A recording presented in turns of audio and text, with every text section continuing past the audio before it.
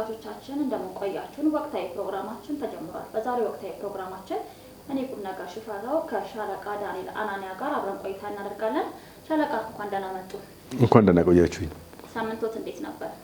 እግዚአብሔር ይመስገን ጥሩ ሳምንት ነው ያለፈው። እሺ እንግዲህ ዛሬ በወቅታዊ ጉዳይ እንድንወያይ ያስኳቸው አጀንዳዎች የተወሰኑ አሉ። ምርጫ ደርሷል። ምርጫ 2018 ደርሷልና ስለ ምርጫው አንዳንድ ነገሮችን እንወያያለን። እንዲሁም ደግሞ ከሰሞኑ አንድ አስደንጋጭ አደጋ ተከስቷል። በቀይ ባህር ላይ በርካታ ኢትዮጵያውያን ሕይወታቸው አልፏልና ስለ ቀይ ባህር በዛ አስተካከን ደግሞ ስለ ወደብ እናወራለን። ኢትዮጵያ ማግኘት ስላለባት ወደብ እንዲሁም ደግሞ ወደ መካከለኛው ምስራቅ ወጣ እንልና ወደ ውጪ ስላለው ጦርነት ሁኔታው ምን ይመስላል የሚለውን አንዳንድ ነገሮችን እንወያያለን። በቅድሚያ እስቲ ስለ ምርጫ ደርሷልና ምርጫ ብዙ ፓርቲዎች ክርክር እያደረጉ ነው። በጣም ነፃ የሆነ ክርክር እየተመለከትን ነው በየሚዲያውና ስለ ምርጫው እናወራ እስቲ በቅድሚያ። እሺ በቅድሚያ እኔም አመሰግናለሁ። የዚህ ጎ ቴሌቪዥን በኮርዳዊት በተቋቋመው ሚዲያ ላይ እንግዳ ሆኜ በመገኘቴ እኔም አመሰግናቸዋለሁ። በጣም ጥሩ ፕሮግራም ነው። ጥሩ ጣቢያ ነው። በእውነት ለህዝብ የተሰጠ ጣቢያ ነው። እኔም አመሰግናለሁ እንግዳ ስላደረጋችሁኝ። በመቀጠል ወደ ጠየቅሽን ጥያቄ ስገባ የምርጫ ጉዳይ በእውነት በጣም የተለመደ ነው። ምርጫ በተለያየ ጊዜ ይደረጋል። በየ5 ዓመቱ ይደረጋል። ብዙ ምርጫዎችን አይተናል። አሁን ደግሞ ቀጣዩ 5ኛው ዙር ምርጫ ዝግጅት ላይ ያለ ነው። ፓርቲዎችም ውድድር እና ክርክር ጀምረዋል። እያንዳንዱ ፓርቲ የራሱን አቋም እየገለጸ ነው። ማኒፌስቶን እየገለጸ ነው። በእውነቱ ጥሩ ነው። ምርጫው ሰላማዊ፣ ዲሞክራሲያዊ፣ ፍትሃዊ እንዲሆን እያንዳንዱ ዜጋ እንግዲህ ተሳትፎ ማድረግ አለበት። ምክንያቱም ዲሞክራሲያዊ የሆነች ሀገር ነች። በምርጫ ነው ስልጣን ላይ የሚወጣው። ምርጫ ላይ ለመውጣት ህዝቡን ማቀፍ ያስፈልጋል። ህዝቡ ላይ ስራ መሰራት አለበት።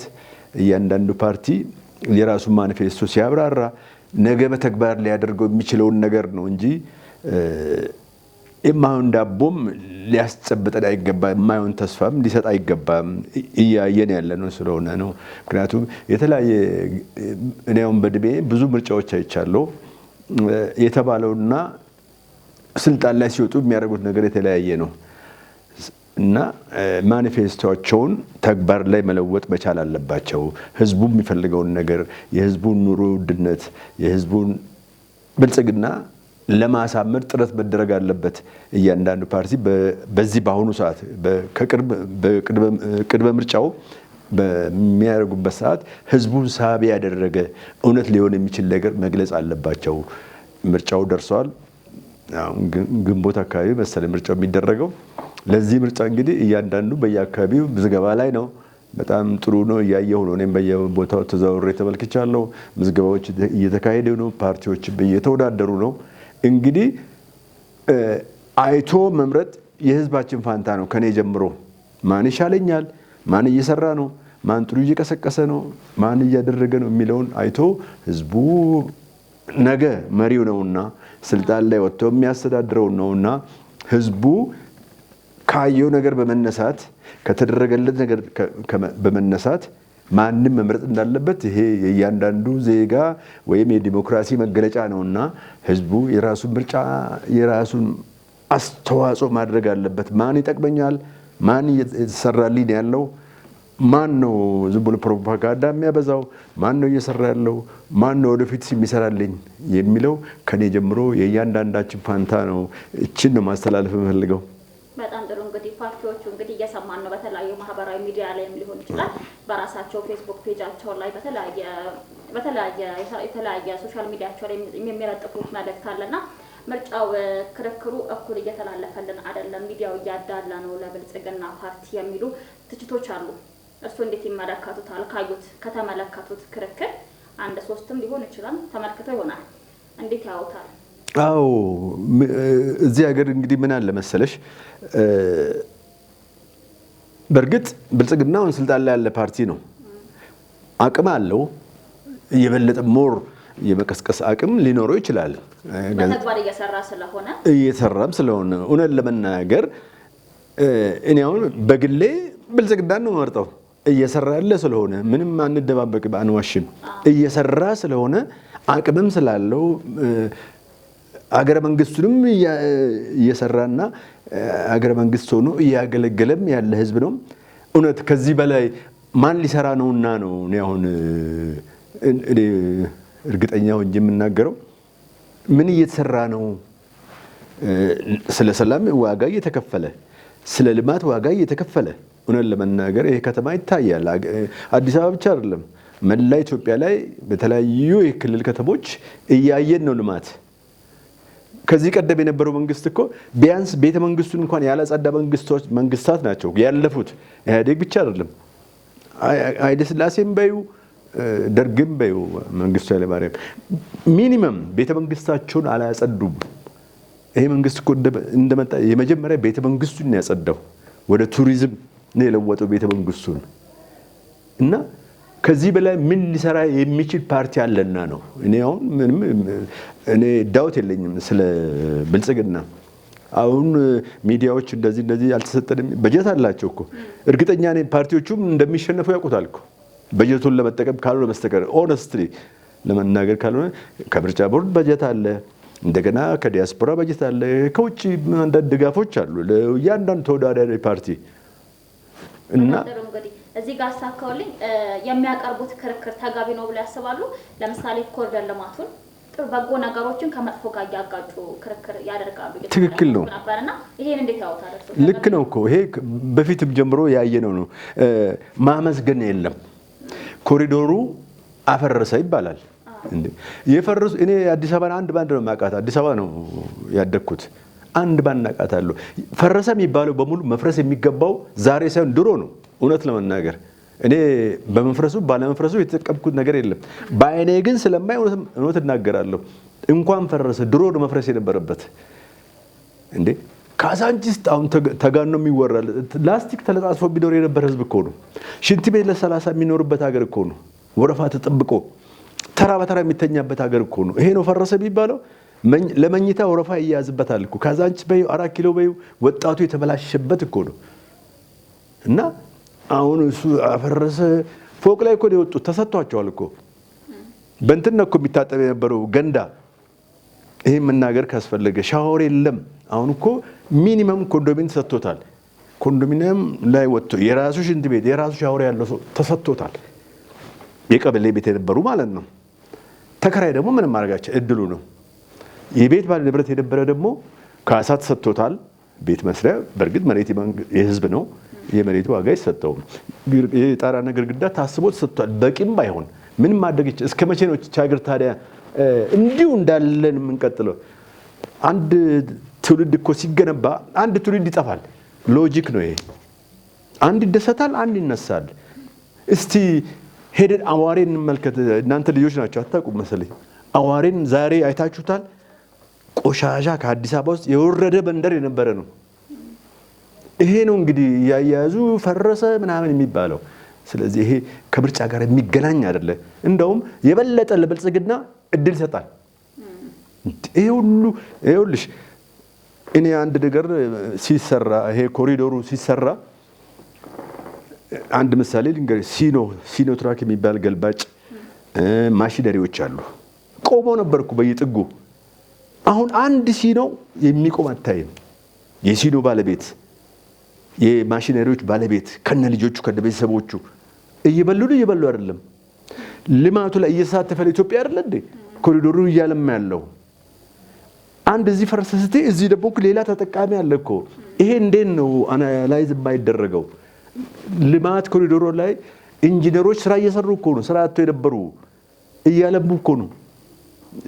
የመንግስት መገለጫ ብቻ ሳይሆን ግለሰቦቹ እየተጠቀሙ ነው በኮንስትራክሽን። በዚህ በልማቱ 24 ሰዓት እየሰራ ነው ያለው። 24 ሰዓት ሲሰራ ሰው እኮ ነው የሚሰራ። ኢትዮጵያ አይደለ እንደ እየሰራል። ኢትዮጵያዊ ተቀጥሮ እየሰራ ነው፣ እያገለገለ ነው። የማሽኔ ዛሬ የሚቆም እስካቤተር አታይም። በየጥላ ስር እስካቤተር ቆሞ ነበር የሚውለው። አሁን ስራ ተጀመረ በዚህ ለውጥ መንግስት። ምኑ ነው ወንጀሉ?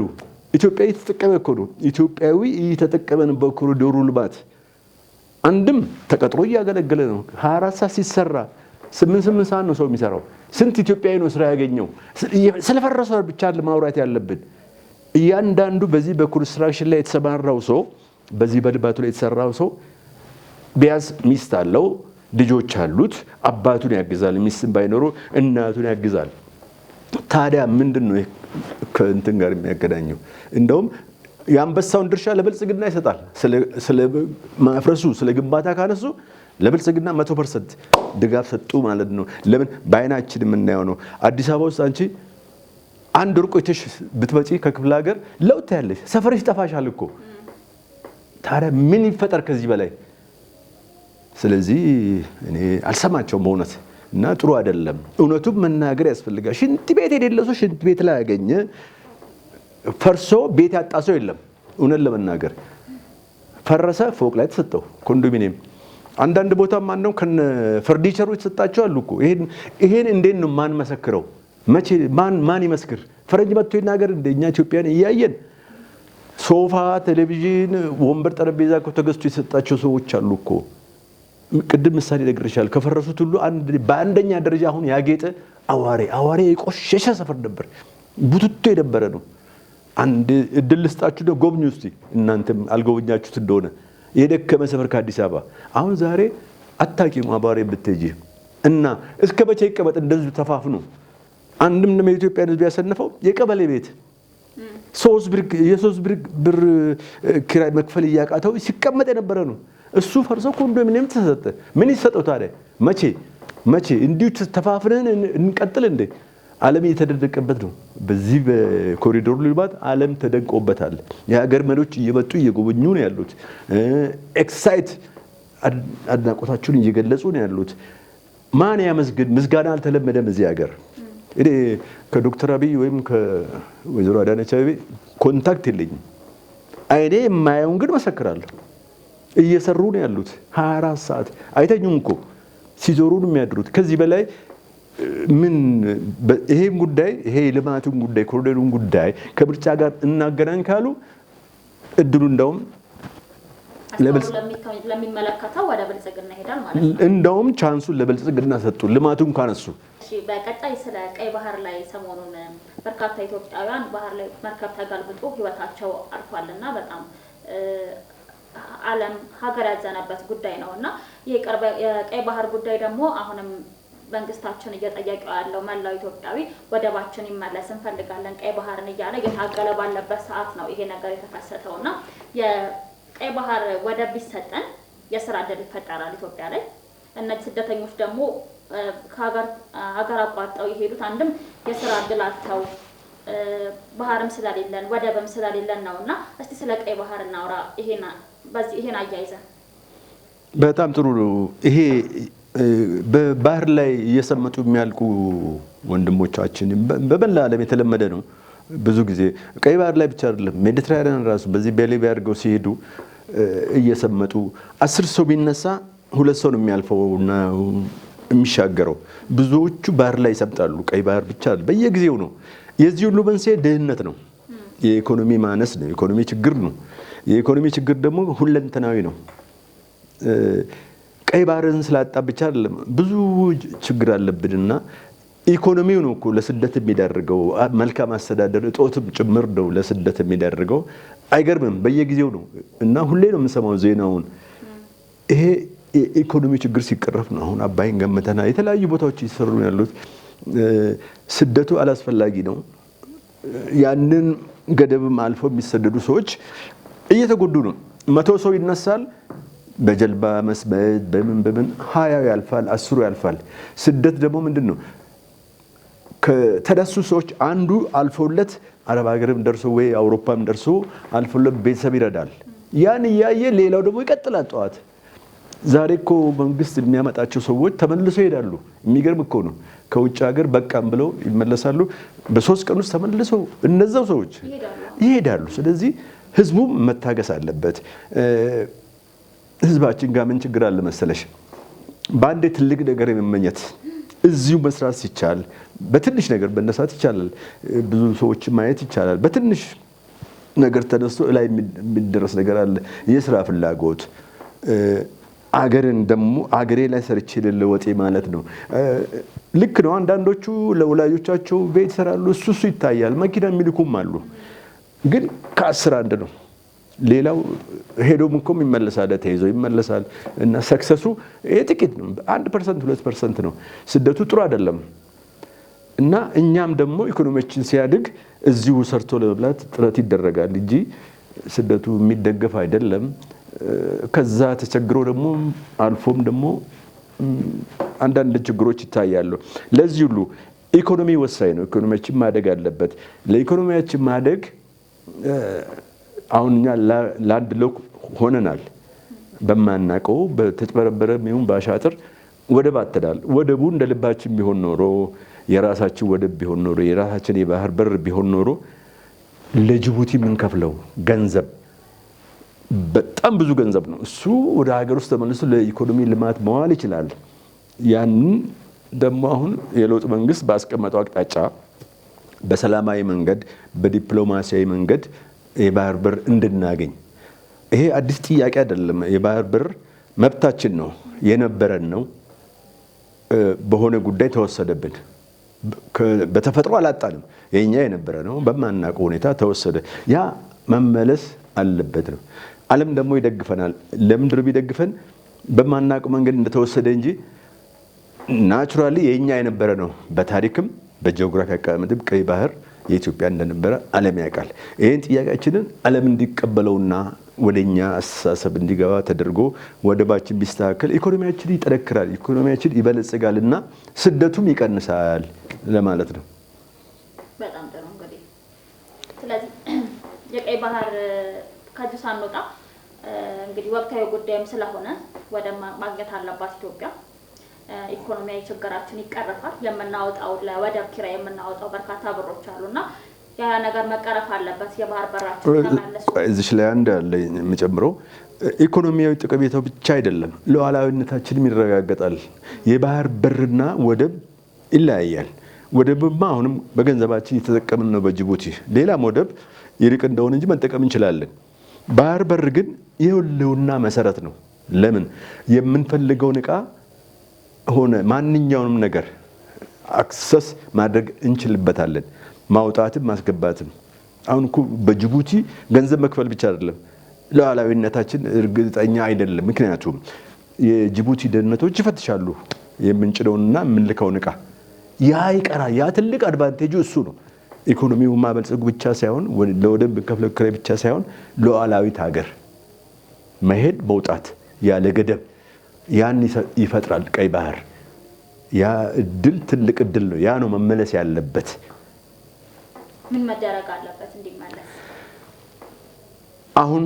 በተቀመጠልን አቅጣጫ አሁን ለውጥ ላይ ያለው መንግስታችን ባስቀመጠው አቅጣጫ ህዝቡ ንቁ ተሳትፎ አድርጎ ሆያ አይደለም ይሄ ፉከራ ቀረርቶ አይደለም በዲፕሎማሲ እያንዳንዳችን በሚመለከተ መስመር ድጋፍ አድርገን መንግስታችን የሚወስደውን እርምጃና የሚያስቀምጥልን አቅጣጫ ተከትለን መንግስትን መደገፍ ሲባል ምንድነው ሁላችን በየሚናችን በየድርሻችን የበኩላችንን አስተዋጽኦ አድርገን ባህሩ የሚመለስበትን መንገድ ለምሳሌ አገር ውስጥም ስራ ይሰራል በውጭም ዲፕሎማሲ ይሰራል ምሁራን አሉን በዓለም ላይ የተለያዩ ምሁራን አሉን እነሱ አገራትን የማሳመን ጉዳይ እኔ አሁን ምን አለ መሰለሽ ግብጾች በጣም ብልጦች ናቸው ምሁራኖቻቸው ባይ ኤኒ ሚንስ ዩኤን ውስጥ ይከታሉ በተለያዩ የዓለም አቀፍ ተቋማት ውስጥ ብዙ ሰው አላቸው እኛ ይሄ ጥረት አለብን የኛ ምሁራን ችግር አለባቸው ለሀገር የሚጠቅም ቦታ ላይ አይቀመጡም አሜሪካን ሀገር አውሮፓ ካናዳ በዩ በቃ የግል ስራ ነው የሚሰሩት ሀብታሞች ናቸው ይሰራሉ ያገኛሉ ነገር ግን ኢትዮጵያ ሊደግፍ የሚችል ተቋም ውስጥ ብዙ ሰው የለም በዚህ በልጡናል ግብጾች ሆነን ለመናገር እንደ እስከ ዩኤን ሴክሬታሪ እኮ የደረሱ ናቸው ግብጾች ኤርትራ እኮ ስትገነጠል ያፋጠነው ቡትሮስ ጋሊ ነው ግብጻዊው እንደዚህ አይነት ሚና ሊጫወቱ የሚችሉ ልጆች ምሁራን ሁሉ እንደኛ ፕሮፌሰሮቻችን ውጭ ያሉት ምን ይሰራሉ እኔ በጣም እንትን ያደርገኛል በጣም ጥሩ እዚህ ጋር እንደታዘብኩት ነገር አለ ሳነብም ይሆናል የተለያዩ ሶሻል ሚዲያዎች ላይ መመለከታቸው ነገሮች አሉ የቀይ ባህር በትንሹ ስናይ የኮሪደር ልማቱ የብልጽግና ብቻ ይመስላችኋል ብልጽግና ነገ የሚለቅ ፓርቲ ነው ሰርቶ ሄዶ ለማን ነው ለህዝቡ ነው ለሚኖር ለኢትዮጵያ ህዝብ ነው ምን ሁሉም ነገሮች የሚመጡ ልማቶችን እንዳለ የብልጽግና አድርገው የሚመለከቱ ሰዎች አሉ። የቀይ ባህርንም መከላከያው ያው እንደ ግዴታም ሳይሆን እንደ ሀገር ጠባቂነቱ ለማስመለስ ዝግጁ ነው ሁሌም ቢሆን የመከላከያ ኃይላችን እና ሌላው ማህበረሰብ ግን ምንድነው የሆነ የቀይ ባህርም ይሆናል ወደቡም ሊሆን ይችላል የብልጽግና ይመስላቸውና የሆነ ያለመነሳሳት ፍላጎት አለ። ሲያውን ምርጫ ከረከር ላይም ሲያነሱት የሚታይ ነገር አለና ምንድነው ወደ አንድ ጎን ወደ አንድ ሳይድ ያደርጉታል። ይሄን ነገር እንዴት ይመለከቱታል እርሱ? ይሄ ጥሩ ጥያቄ ነው። ልክ ነሽ። ሲወዳደሩ ምን ይበሉ ታዲያ? ብልጽግና እኮ ትላንት የመጣ መንግስት ነው። እኔ እኮ ለቀይ ባህር ህልውና ለኢትዮጵያ ህልውና ድሮ በኃይለ ሥላሴም ጊዜ በደርግም ጊዜ ትግሎች ነበሩ። የቀይ ባህር የኛነት ቀይ ባህር አዲስ ነገር አይደለም። ብልጽግናን ባኖ ወደ ራሱ ተመልሶ ብልጽግና እኮ ከኢህአዴግ ውስጥ የወጣ እኮ ነው መታወቅ ያለበት። ኢህአዴግ የሰጠውን ነው አሁን እየተሟገተ ያለው ይሄ መንግስት። ሊመሰገድ ይገባዋል። አባራውን አራግፎ ፋይሉን አራግፎ ያወጣ ነው እንዴ።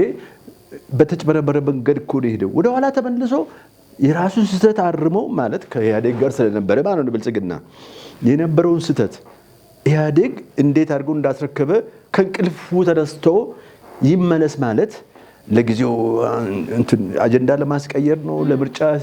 ይሄ ውሸት ነው። ውሃ ያነሳ። ምክንያቱም እኔ እኮ ተዋግቻለሁ ለቀይ ባህር። ቀይ ባህር ለኮ ያለቁ ኢትዮጵያውያን አሉ እኮ በብልጽግና ነው ያዋጋቸው። በኃይለ ሥላሴም በደርግም እኮ ውጊያ ነበረ ቀይ ባህር እንዳይሄድ። ይሄን አኮላሽ ኢህአዴግ እና በዛም በዚህም አስኬደው። አሁን ደግሞ ከዚህ ከኢህአዴግ የወጣው ብልጽግና ይመለስ አለ። ትልቅ አጀንዳ ነው። አዋራውን አራግፎ እንደ ጠቅላይ ሚኒስትሩ ምንድነው ያሉት? የሆነ ብጣሽ ወረቀት የለም ስለ ቀይ ባህር ማጣታችን። ምንም እኮ የተቀመጠ ነገር የለም ተባለ። ለምን? በሰዓቱ የነበሩ መለስና አሁን የጠቀስኩልሽ ጴጥሮስ ጋሊ ከኢሳያስ ጋር ተመሳጥረው የሰሩት ነው እንጂ ዛሬ ብልጽግና ለምርጫ ብለው አይደለም። ብልጽግና እኮ ሰዎች ናቸው እኮ ነገ ይሞታሉ። ቀይ ባህር እኮ ይቀጥላል። ኢትዮጵያ እኮ ትቀጥላለች እንዴ። እንበልና ምርጫው ቢሸነፍ ብልጽግና ነገ የሚመጣው ፓርቲ ምን ሊያደርገው ነው? የምናየው ልማት እንዴት ነው የብልጽግና ሊያደርጉት የሚፈልጉት? ይሄ አይናችሁ ጨፍኑ ላመውኝ ነው። ይሄ በእውነቱ ቅድም ተናግሬያለሁ። እንደውም ለብልጽግና እውቅና እየሰጡ ነው። ስለዚህ ስለ ልማቱ ካወሩ እኔ 100% እርግጠኛ ነኝ በልማቱ ደስተኛ ነው ኢትዮጵያ ሕዝብ። አሁን እኮ ስለ መፍረስ ይሄ ስለ ልማት ትቷል ህዝቡ። ቀድሞ መነሳት ጀምሯል። ጭራሽ ቀድሞ ጥግጥግ መያዝ ጀምሯል። ምን ማለት ነው? ሰው ተለውጠዋል። የዛሬ 60 እና 70 ዓመት ይሄ መጥፎ ጥላቻ ያነግቡ ሰዎች የሚያራግቡት ነው። ፓርቲዎቹ ይሄ ልማቱ ጉዳይ ከምርጫ ጋር በፍጹም መገናኘት አይችልም። ዶክተር አብይ እኮ ነገ ሊለቁ ይችላሉ። ዶክተር አብይ ወይም ብልጽግና እቺ ነገር የማይወዱ ቢሆን ኖሮ ምን አለ ዱባይ ላይ ቤት ቢሰሩ። ይሄ እዚህ የሚያፈሱት ገንዘብ ማን ነው የሚነካው? ማን ነው የሚቆጣጠረው? አሜሪካና ዱባይ ቤት አይሰሩም እንደ እዚህ የሚያፈርሱትን? ማንን እያለሙ ነው ያሉት? አያረጁም እንደ? እሺ አይወረዱ ከስልጣን አያረጁም እንደ? ጠቅላይ ሚኒስትር አብይ ሌላ ሰንበዴ አይተካም እንደ? ይሄን አስፍቶ ማየት ያስፈልጋል እንጂ ለምርጫ ተብሎ ነው። ሌላውም ተመራጭ መጥቶ እኮ ይቀበለዋል። እንዴት ይሄን ሁሉ ገንዘብ ሲያፈሱ? እኔ እንደውም አንዳንዴ ኢትዮጵያ ሁሉ ብር አላት እንደ እላለሁ። አዎ ነበራት፣ ግን የነበሩት መንግስታት ይበሉት ነበር ማለት ነው። ይሄ ማሳያ ነው። እንዴ እኔ ይገርመኛል። ወንዞችን አይተሻል? ቆሻሻ የነበሩ ጎብኝተሻል? ከአፍንጮ በር ተጀምሮ እስጢፋኖስን አቋርጦ ጊዮን ሆቴል ሰብሮ እስጢፋኖስን አቋርጦ በባምቢስ አድርጎ ኡራኤልን ሰንጥቆ ቦሌ ወሎ ሰፈር የሚደርስ ወንዝ ቆሻሻ አውሬ የነበረበት ሌባ ወንጀለኛ። ይሄ ብቻ ብሩን አስዩ እስቲ አንድ ቀን ጎብኝ በእግርሽ። የሳይክል መንገድ አለው። ከአፍንጮ በር ተነስተሽ ወንዝ ለወንዝ ትሄጃለሽ። ያ የወሮበላ መናፈሻ ነበረ። የነፍሰ ገዳይ መደበቂያ ነበር። ፖሊስ አይደርስበትም ነበር እኮ። አውሬ አለ። ከፖሊስ ውጭ ነበር ይሄ ሁሉ። አዲስ አበባ ውስጥ ያው መሀል ከተማ አዲስ አበባን ሰንጥቆ የሚሄድ ወንዝ ፖሊስ ደርሶ አያውቅም። አሁን ግልጥ ነው ያለው። ወንዞቹ ኩልል ብለው ውሃ ይወርዳል፣ ንጹህ ውሃ። ይሄ ከየቤቱ የሚወጣው ፍሳሽ እኮ ቆመ፣ አይሄድም ወደ ወንዝ። እና ምን ይሰራ ከዚህ በላይ? እና ይሄን አጀንዳ ባያነሱት ነው የሚሻለው ከምርጫ ጋራ። የአብይ ጉዳይ አይደለም፣ የሚታይ ነው። ነገ ለሌላ አንቺም ትደርሺበታለሽ። ነገ አንቺም ጠቅላይ ሚኒስትር ትሆኛለሽ። የምትረከቢው ነው። ቆሻሻ ላለማስረከብ ነው ልማቱ ለሚቀጥለው። አብይ እኮ ኃላፊ ነው እና ይሄን ማሰብ አለባቸው። ልማቱ እና ምርጫ አይገናኝም። እንደውም እውቅና መስጠት ነው። ይታያላ፣ ህዝቡ ያላ። ስለዚህ ህዝብ መዋሸት አይቻልም። የሚታይ ነው። ኑሮ ተወደደ ሌላ ጉዳይ ነው፣ እሱ የዓለም ጉዳይ ነው እና እንደውም መሸነፊያቸው ነው። ልማቱን ካነሱ ቀይ ባህርማ እድሜያችን የፈጀንበት ነው እኮ የአብይ ጉዳይ አይደለም። ኢትዮጵያ ትቀጥላለች። ነገ ሌላም ይመጣል። ቀጣይ ነች። ቀይ ባህር የኛው ነው። የጊዜ ጉዳይ ነው። በዲፕሎማሲ በማንኛውም መንገድ በሰጥቶ መቀበል ዓለምን በማሳመን ቅድም እንዳልኩሽ ጦርነት አይደለም። ጦርነት አስፈላጊ አይደለም። በሚመጣበት መንገድ ይመጣል። የሚመጣው ደግሞ የጊዜ ጉዳይ ነው። ስለዚህ ስለ ቀይ ባህር ባያነሱ ይሻላል። ለምን መከላከያ አለ፣ አሁን የቀድሞ ሰራዊትም አለ፣ እየተገበገቡ ነው ያሉት ስለ ቀይ ባህር። ስለዚህ ማን ደስ እንድለው ነው አሁን ስለ ቀይ ባህር የአብይ አጀንዳ ነው የሚሉት? ማን ደስ እንድለው? የኢትዮጵያ ሕዝብ እኮ ተቃጥሏል። ቅድም ያልሽው ስደቱ ምናምኑ ከየት መጣ? ይሄው ኢኮኖሚ ነው። በራችን ተዘግተን ታሽገን ያለ ነው። ስለዚህ ይሄ እንደውም የሚያሰቻቸው ነው። ቢያርፉ ነው ይሻላል፣ ቢተውት ይሻላል። ይሄ አጀንዳ ቀይ ባህርና የልማት ጉዳይ ከምርጫ ቅስቀሳ ጋር መነሳትም የለበትም። መሸነፊያቸው ነው። ኢትዮጵያን ሕዝብ ማታለል አይቻልማ። የሚታይ ነው። ያው እንግዲህ አስተውሎ ለሚመለከት ከቃል ይልቅ ተግባር ይቀርማልና ሰው እንግዲህ የሚመርጠውን ያውቃል። እንዴ የሚታይ እኮ ነው። የሚታይ ነው። እንግዲህ ያው ነፃ ምርጫ ነው። ነፃ ምርጫ ነው ተፈቀደልን። እንግዲህ ሰው አይቶ መሰማው ይሻለኛል ወይስ በተግባር ማየው የሚለውን እንግዲህ ራሱ ወስናል ህዝቡ። ላማ አለኝ በሰማይ የተሰራ እያየን ሌላ እኔ እሰራለሁ የሚል እንዴት ነው የምትሰማው? በጣም ጥሩ። እንግዲህ በጣም ጥሩ ቆይታ ነበረን። እንግዲህ ሻለቃ እስቲ አሁን ደግሞ ወደ መካከለኛው ምስራቅ ጦርነት ወጣ እንበልና እስቲ ስለሱ እናውራ። አሁን እንግዲህ በጣም ዓለም እየተናጋች በጣም እየተናወጠችበት ያለው ወቅት ነውና ስለሱ እናውራ እስቲ። በጣም ጥሩ። ይሄ መካከለኛው ምስራቅ በጣም ሴንሲቲቭ ነው ቦታው።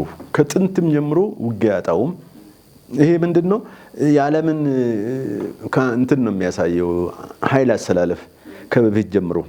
አሁን ውጊያው አሁን ተጀመረ። ከጥንትም ጀምሮ ውጊያ ይነሳል ይቆማል፣ ይነሳል ይቆማል። ቀይ ባህር የሁሉም ሀገር ኢንተረስት ነው፣ አውሮፓውያን በተለይ።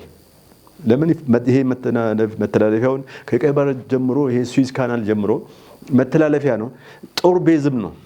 የምዕራባውያን ሽኩቻ አለበት እና መካከለኛ ምስራቅ ደግሞ እኛንም ኮንሰርን ያደርጋል። ለምን መመላለሻ ነው። ባህር በርም ጭምር የሚመጣበት ነው። መርከቦች የሚመላለሱበት ነው። አሁን ለምሳሌ ኢራን ሆርሙዝ ሰርጥን ዘጋች። የሆነ ፐርሰንት አለ ነዳጅ በዛ የሚተላለፍበት። አሁን በሌላ መንገድ ነው። ዛስ ዋይ እኮ አሁን ነዳጅ የጨመረ እያነሰን እየቸገረን ያለው በጣም ኢምፖርታንት ነው። ያ ፓርት ኢምፖርታንት በመሆኑም ደግሞ ዓለም ይራኮቱበታል። ድሮ ምስራቅና ምዕራብ ይባላል። አሁን አሜሪካና ምዕራባውያን ይባላል። ቀዝቃዛው ጦርነት ጊዜ ጀምሮ ሁሉም ሽኩቻ አለው፣ ሁሉም ፍላጎት አለው። እኔ እንደ ወታደር ነው የማስበው። አሜሪካ በወታደራዊ ሳይንስ ምን አለ መሰለሽ፣ የማቺውን ነገር አትሞክሪም። አሜሪካ ጋር ስህተት አለ። እኔ ከነሱ በላይ ወታደራዊ ሳይንስ አውቄ አይደለም። አንድ ውጊያ ሲታቀድ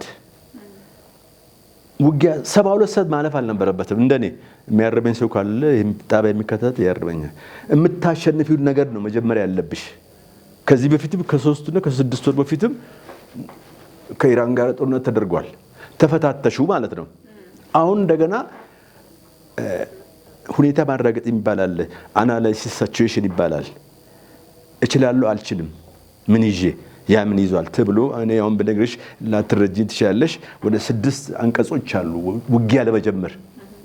አሜሪካ ያን የሰራች አይመስለኝም። አታውቃትም። ኢራንን መቆየት አልነበረበትም። በዚህ የተነሳ ኢራን ደግሞ አጸፋ እየሰጠች ነው። ማንን? አረብ ሀገሮች ዙሪያ ያሉት፣ በዚህ በስዊዝ ካናል ዙሪያ ያሉትን አረብ ሀገሮች እየደበደበች ነው። ለዚህ ተንኳሻው አሜሪካ ነች። ለምን? ኃይሏን አዘጋጅታ የኢራንን አቅም በደንብ ፈትሻ። እንደ ሲአይኤን የሚባል ትልቅ ኢንተለጀንስ መስሪያ ቤት እኮ አላት። ኢራን ምን እንዳላት አቅሟ እስከምን ድረስ እንደሆነ አውቃ በ72 ሰዓት ውስጥ በቃ ካመነችበት ነው። ኢራን ትደምሰስ እያልኩ አይደለም። አቅሟን አውቃ የምትቀጣበትን መንገድ የዓለም ሱፐር ፓወር ነች እኮ እንልን እስካሁን ሱፐር ፓወሯን እንኳን አሁን እኔ አውርጃለሁ በግሌ። ምክንያቱም ተንዛዛ ውጊያው በመንዛዛቱ ዓለም እየተቸገረ ነው። ወይ ውጊያውን አለመጀመር ነበረ። ውጊያው ከተጀመረ መቋጨት ነበረበት። አንድ አሸናፊ ያስፈልጋል። እኔ አምን ነበር በአሜሪካ አሸናፊነት። ይሄው ዛሬ ስንተኛ ቀኑ ነው? ይሄ ወታደራዊ ሳይንስ አይፈቅድም። ብዙ ሀገራት ተነካኩ። የኢኮኖሚ ድቀት እኮ ይመጣ ከዚህ ነው። እና ኢራን መጥፋት ነበረባት ማለት አይደለም። ለምን መሆን ካለበት ውጊያውን ካመኑበት በ72 ሰዓት ውስጥ ማድረግ የሚገባቸው ማድረግ ነበረባቸው። ሱፐር ፓወር ናቸውና ይሄን በመነካካታቸው ይሄ መካከለኛው ምስራቅ አካባቢ ያሉ ሰላማዊ አረብ ሀገሮች እኮ እየተመቱ ነው። በአሜሪካ ኬዝ ዱባይ፣ ሳውዲ ያሉ ጆርዳን እየተመቱ ነው። ዋይ ኢራንን ማጥፋት ከሆነ ማውደም ከሆነ ሲት በ3 ቀን ውስጥ መጨረስ ነበረባቸው። አቅማቸውን አጉልበተው አቅም ነበር እንዳላቸው አውቃለሁና አሁን ግን የማያውቁት ትርክት ሁሉ ተበላሸብኝ። ለአሜሪካ የሰጠን የነበረው ሱፐር ፓወር እኔ እንደ ወታደር ስገምተው ልክ አይደለም። ኢራን እኮ ትንሽ ሀገር ነችና አሜሪካ ትበላታለች ብዬ ነበር። የለም ይሄው እንግዲህ እስካሁን ውጊያው እንደቀጠለ ነው። በመቀጠሉ ዓለም ይቸገራል፣ እኛን ጨምሮ በዙሪያ ያሉ ሀገሮች እና መካከለኛው ምስራቅ ይሄ አካባቢ ሴንሲቲቭ ነው ያልኩሽ። አሁን ለምሳሌ አሜሪካ ጠላ ሀገሮች አሉ፣ ሀያላን ሀገሮች ቁጭ ብሎ እያዩ እኮ ነው፣ እየገመገሟት እኮ ነው። አሜሪካ እየተደፈረች ነው። ኮሪያ ምን እየሰራ ነው? ቻይና ምን እየሰራች ነው? ቁጭ ብሎ እያዩ ነው። ለምን ኃይላቸውን እንዲያማጥጡ ከሁለቱንም አሜሪካንን ፈልገው ኢራንን ፈልገው አይደለም፣ ፓወራቸውን እያዘጋጁ ኢራን ምን አቅም እንዳላት አሜሪካ ምንድነው የማድረግ ችሎታው? ዝም ብሎ ሱፐር ፓወር የዓለም ሀያል ሀገር ተብሎ መቀመጥ መኮፈስ፣ ይሄን እየገመገሙ ነው። አሜሪካ እየገባት አይደለም። ኢንተለጀንሶቻቸው ምን እየሰሩ ነው? ይሄ ነው የቀይ ባህር ማን ነው የመካከለኛው ምስራቅ ታሪክ የአሜሪካና የምዕራባውያን ችግር ነው። ችግሩ ወይ ያፈቱት እንዴ አይተናል እኮ ሶሪያ ምን አደረጓት? ኢራቅ ምን ሆነች? ኢራቅ ትልቅ ሀገር ነበረች፣ መካከለኛው ምስራቅ አለች። ኢራቅ የፐርሻ የዓለም ስልጣኔ ምንጮች እኮ ናቸው። ፐርሻ ቢባል ኢራቅና ጤፍሮ ህብረት ትምህርት ላይ ተምረሽ ከሆነ እና ሀያላን ሀገሮች ናቸው። ኢራቅን ምናምን አለው ብለው ቀጠቀጡ። ሰውየው ሞተ። ዛሬ ኢራቅ ምድረ በዳ ሆነች። ዘሴም ስቶሪ አሁንም ኢራን ምን እንትን እንዳለባት አላውቅም። ምንድነው ነው ያውም ከሁለት ሀገር ሆነው ነው እየወጋዋት ያሉት። ለምን አይጨርሱም ታዲያ ውጊያውን? ተንዛዛ እኮ ራሱ የአሜሪካ ህዝብ እየተቸገረ ነው። የእስራኤል ህዝብም እኮ እየተቀጠቀጠ ነው። ኢራንም እየተቀጠቀጠች ነው። ምንድነው ከውጊያው ጀርባ ምንድነው የተፈለገው? ኦብጀክቲቭ ምንድነው? ያንን ከፈለጉ ከ72 ሰዓት ያለፈ ጦርነት አለው ነው የየ ነው የሚሆነው። ለአሜሪካም ጥሩ አይደለም፣ ለኢራንም ጥሩ አይደለም። የኢኮኖሚ ድቀት ነው። ስለዚህ ይሄ መካከለኛው ምስራቅ አሳሳቢ ቦታ ነው። መቋጨት አለበት። ኃይል ያለው ወይ ኢራን ታሸንፍ ወይ አሜሪካ ያሸንፍ እና ዓለም በሰላም መኖር አለበት። ለማሸነፍ ደግሞ ወታደራዊ ሳይንስ ያዛል። ሁኔታ ማረጋገጥ ይባላል። ሁኔታ ማረጋገጥ ውስጥ አቅምሽን የራስሽን አቅም እንደገና የምትመጪውን ጠላት ኃይል ማወቅ አስፈላጊ ነው። ይሄን እያደረጓል መሰለኝ አሜሪካኖች። ዝም ብሎ በድሮ ታሪክ እንደ ኃያልነታቸው ዛሬ ኢራን ይሄን ያህል ቻሌንጅ አሜሪካን የመቋቋም ኃይል አላት ብሎ አልገመቱም ነበር መሰለኝ። የሲአይኤ ኢንተለጀንሶች ምን እየሰሩ ነው? አብጠርጥሮ ማወቅ የለባቸውም እንዴ? ምን እንዳላትና ምን እንደሌላት ሳቁ ጦርነት ጀመሩና ይሄው ዲፌንድ እየተደረጉ ነው። አሁን እኮ ባላንስ እየሆኑ ነው። በጣም በሚገርም ሁኔታ ደግሞ ለኢራን የሚያግዙ ሌሎች ሀገራት እንኳን ያሉ አልተመለከትንም አይደለም። እነሱ ቆይ ኢራን ደጋፊ የላትም ማለት አይደለም። ኢራንን ወደው ሳይሆን በጸረ አሜሪካነት ያሉ ሀገሮች አሉ። አሁን ቁጭ ብሎ ዳር ሆነው እየተዘጋጁ ነው። እኮ የሚጠባበቁ ሰሞኑን አሁን የሰሜን ኮሪያው መሪ ጦርነቱ ከተጀመረ ጀምሮ በጣም አነጋጋሪ የሆነ ሰው ሆኗል። በጣም ወጥቶ ይናገራል፣ ሞክሩኝ ይላል። አፈንድቶም ነበረ የተወሰነ ርቀቶችን ሄዶ የተለያዩ ሚሳኤሎችን እየተኮሰ እያስፈራራም ነው ያለው። አሜሪካ የሚደርስ እኮ ባሊስቲክ ሞክሯል። ከአሜሪካ የሚደርስ ማስፈራሪያ ነው። ያው አልተኮሰባትም ግን ትራምፕ ምንም አልመለሰም ለሱ። እንደገና ደግሞ የሆርሙዝ ሰርጥ መዘጋቱ አይጎዳኝም፣ ግን እናንተ ስለምትጎዱ መልስ ስጡ ተብለው ነበር እና ቻይናም ብዙ ሀገሮች ግን አይመለከተንም አንመልስም ብለዋል። እኛን ካልነካ አይመልስም። ስለዚህ ይሄ ጦርነት መጨረሻው ምንድን ነው? ያበቃል ወይስ በዚህ ይቀጥላል? ማብቂያ የለውም ጦርነቱ። ወይ ይቆማል ወይ ደግሞ ወደ ዓለም ጦርነት ይዞራል ከተባባሰ። ለምንድን ነው መሰለሽ የአሜሪካ ደጋፊ ሀገሮች አሉ፣ የኢራን ደግሞ ደጋፊ ሀገሮች አሉ። በጸረ አሜሪካ አቋም ደግሞ የቆሙ አሰብስፎ ውጊያ ቢጠብቁ ሀገሮች አሉ። ኮሪያ፣ ቻይና እኮ ችግር አለባት፣ ጥያቄ አላት እኮ። ትንሽ ምክንያት ነው የምትፈልገው እሷ። ቀጥታ ከአሜሪካ ጋር ሳይሆን ወይም ኢራን ወግዳን ሳይሆን እንትናን ባዴዱ ስልቅጥ አድርጋ የምትውጣት ታይዋንን። ገባሽ አይደል? ግዛቷ ነው። ከሷ ተገንጥላ ለተቀመጠች ሀገር እውቅና ሰጥተዋል አሜሪካኖች ወይም ምዕራባውያን። ይሄ ትልቋ ጥያቄዋ የመጀመሪያው ውጊያ ውስጥ መግባት ከፈለገች ታይዋንን ትውጣለች። ጦርነቱ ይስፋፋል ማለት ነው። እንዴት ቶሎ ካልቆመ መስፋፋት። አዎ፣ ሁሉም በሳይዱ ሌላ ጦርነት ነው የሚያነሳው። ስለዚህ ወደ ምን ይሄዳል? እንደው ሞረተኛ አልባል እንጂ ወደ ሶስተኛ ዓለም ጦርነት ይሄዳል። ለምን ጎራ ላይ ያለ ቻይና ታይዋንን ለመለስ፣ አሜሪካ ደግሞ አትውሰጂ ልትል ነው። ስለዚህ እዛም እዚህ ውጊያ ትችላለች አሜሪካ። እንዴት ነው የሚቻለው? የሰሜን ኮሪያ ምን እንደሚያደርግ ታውቂያለሽ? ደቡብ ኮሪያን ወደ ራሱ ለመጠቅለል ወንድሞች ናቸው ማለት ጥያቄም አለው። ምዕራባውያን ከፍለዋቸውን ለሁለት ማለት ነው። የኛ ሰራዊት ቃኞ ሻለቃ ሄዶ የዘመተ ጊዜ ማለት ነው የዛሬ 60 እና 70 ዓመት ጦር ዘምተዋል። ደቡብ ኮሪያን ደግፈን፣ ደቡብ ኮሪያን ተገንጥሎ ከምዕራባውያን ጋር ነው ያለው። የኮሪያ ጥያቄ አለ። ደቡቡን ወንድሞቹ ቤተሰብ ተለያይተው እኮ ነው። አዲስ አበባ ለሁለት እንደማለት ነው። ቤተሰብ ተለያይተው ነው ያለው። አባት እዚህ እናት እዛ፣ ሰሜንና ደቡብ ኮሪያ ተብሎ ይሄ ጥያቄ ያለው ኮሪያ። ሁሉም ሀያላን ሀገራት የራሳቸውን ጉዳይ ለማስፈጸም ነው ማለት ነው፣ ሰበብ ይፈልጋሉ። ስለዚህ መልኩን ይቀይራል ውጊያው። አሜሪካ እርምጃውን ቶሎ ካላቆመ ወይ አጥቅቷት ወይ አንድ ተሸናፊ መኖር አለበት። ምን ስለዛ ነው ሁሌ ተታክሶ አይቻልም። የኢኮኖሚ ድቀት ነው። የነሱ ተጽዕኖ ደግሞ እኛ ድሆቹ ላይ ይንጸባረቃል። አሜሪካ ጨመረ አለመኖሩም አለ እንኳን መጨመር አይደለም። እንደገና በጣም ትላልቅ ካምፓኒዎች ይሆናሉ አሜሪካ ለመጉዳት ተብሎ በጣም ተጎዳች። ስለዚህ አሜሪካ እንደ ሀያልነቱ እንደ ሱፐር ፓወርነታቸው ማድረግ የሚገባቸው ውጊያውን ጀምረውታል፣ መጨረስ ነበረባቸው። 3 ቀን በቂው ነበር እንደ ወታደር ማሰብ፣ አለበለዚያ አለመነሳት ነበር። እና በጣም ጥሩ ቆይታ ነበረን። እንግዲህ ተመልካቾቻችንም እንግዲህ ቤታቸው ሆነው እንግዲህ የራሳቸውን መላመት የራሳቸውን ሀሳብ ይሰጡበታል ብዬ አስባለሁኝ።